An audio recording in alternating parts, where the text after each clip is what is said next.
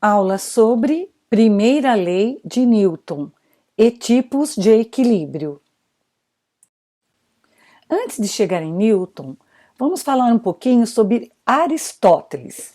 Aristóteles nasceu em 384 a.C.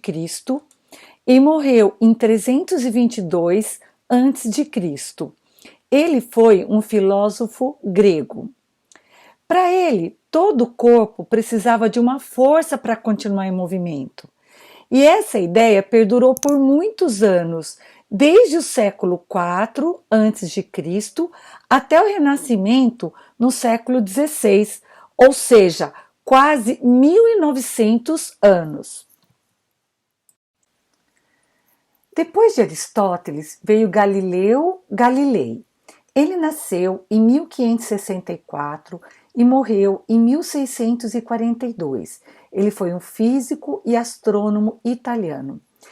Galileu Galilei, ele revolucionou a ciência, ele fez a transição entre a fase religiosa e a fase científica.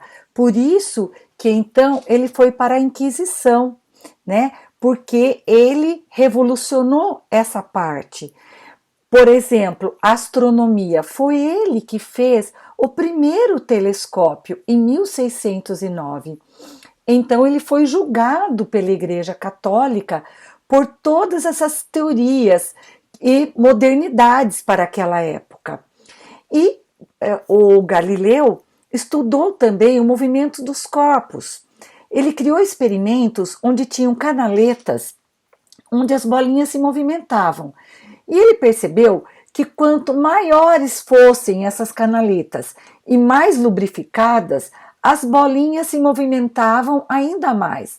A conclusão de Galileu foi que, se conseguíssemos eliminar todos os atritos, todas as forças que impedissem o movimento das bolinhas, elas não iriam parar. Então, para ele, era importante sim a força para iniciar o movimento, porém, se conseguíssemos eliminar todos os atritos, o objeto não iria parar. Agora é a vez de Newton. Isaac Newton nasceu em 1643 e morreu em 1727.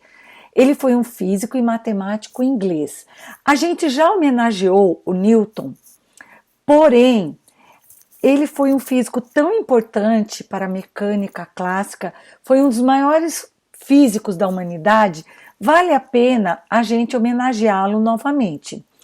Newton elaborou as 3 leis de Newton, que então caracterizam o estudo dos movimentos, da cinemática, da dinâmica. Então, nós podemos dizer que a mecânica clássica foi o estudo de Newton durante toda a sua vida. Portanto, vamos então à primeira lei de Newton. Newton, estudando as ideias, os estudos de Galileu, enunciou então a primeira lei de Newton, também chamada lei da inércia, onde todo corpo parado, na ausência de forças, ou seja, quando a resultante for nula, ele vai continuar parado. E todo corpo em movimento, na ausência de forças, ou quando a resultante for zero, ele vai continuar em movimento, mas movimento retilíneo uniforme, ou seja, com velocidade constante.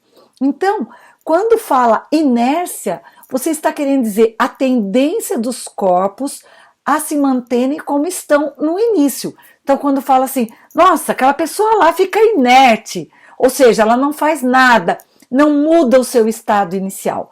Então, a inércia é o estado inicial do objeto. Se está parado, tende a ficar parado. Se está em movimento, tende a continuar em movimento, retilíneo e uniforme. Tipos de equilíbrio. Nós temos 2 tipos de equilíbrio, o equilíbrio estático e o equilíbrio dinâmico. A palavra estático quer dizer parada. Quando um objeto está parado, a sua velocidade é 0. Se a velocidade é zero, a aceleração também é zero.